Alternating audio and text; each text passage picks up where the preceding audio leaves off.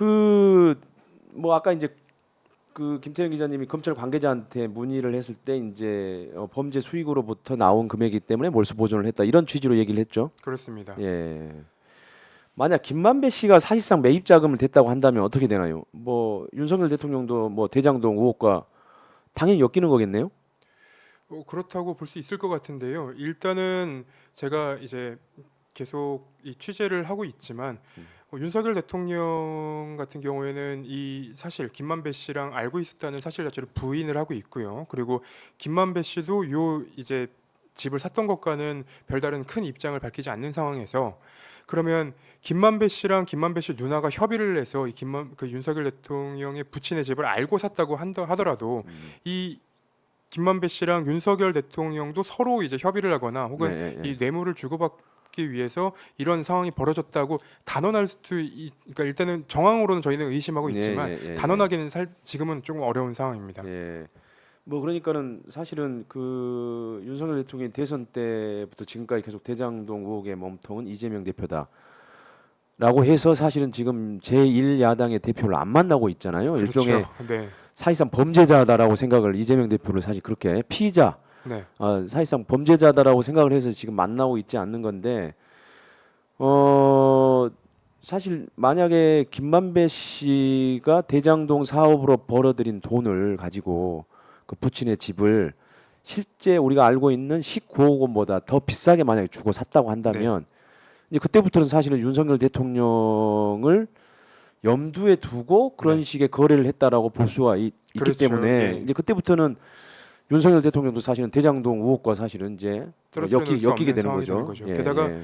그 부산저축은행 그 수사, 부실 수사 의혹에 관련해서도 계속해서 뭐 논란이 됐다가 뭐 잦아들었다가 계속 그런 상황인데 사실 그 수사 자체가 가장 잘 됐어야 될 수사입니다. 왜냐하면 예. 그 부산저축은행 부실 수사 과정에서 뭐 조사를 제대로 안 받은 사람들이 있었는데 그 사람들이 결국은 이 대장동 이 사업의 시드머니를 갖고 대장동으로 온 거 아닙니까? 예. 그리고 그 사건들을 쭉 지켜본다면 예. 이 윤석열 대통령이 정말로 그러니까 검사 윤석열이 이 사건을 이렇게 모른다고 하고 지나갈 수 있는 것인지에 대해서는 계속 의문이 남습니다.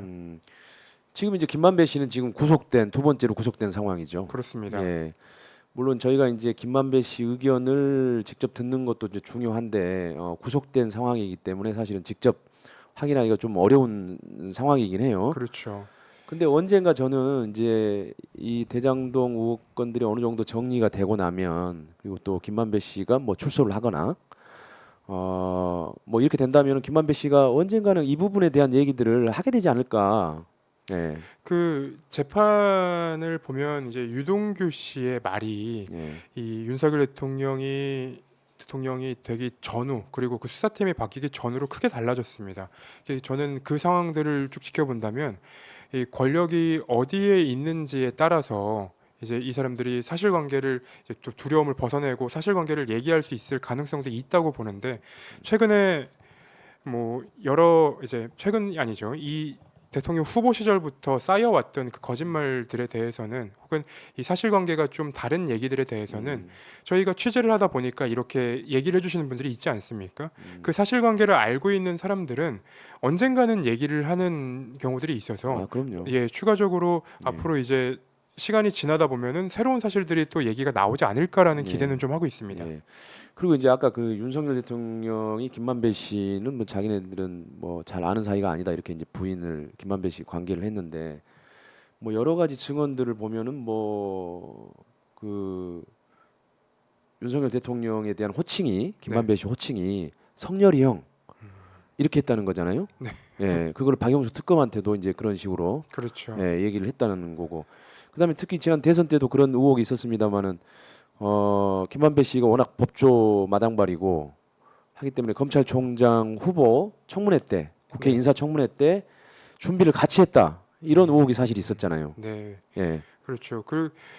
그런 의혹도 있었고요. 그리고 이제 김만배 씨를 잘 모른다고 윤석열 대통령이 얘기했었는데 나중에 보니까 또 뭐 술자리도 같이 한 뭐 그런 내용들도 나중에 보도가 되지 않았었습니까? 예. 그러면 이렇게 모른다고만 얘기하고 넘어가면 서로가 이제 부정만 하면은 이게 넘어갈 수 있다고 생각을 하는 건지, 그럼 또 이 내용도 제가 방금 말씀드렸던 것처럼 시간이 지나다 보면은 결국은 또 얘기하는 사람이 나타날 수밖에 없습니다.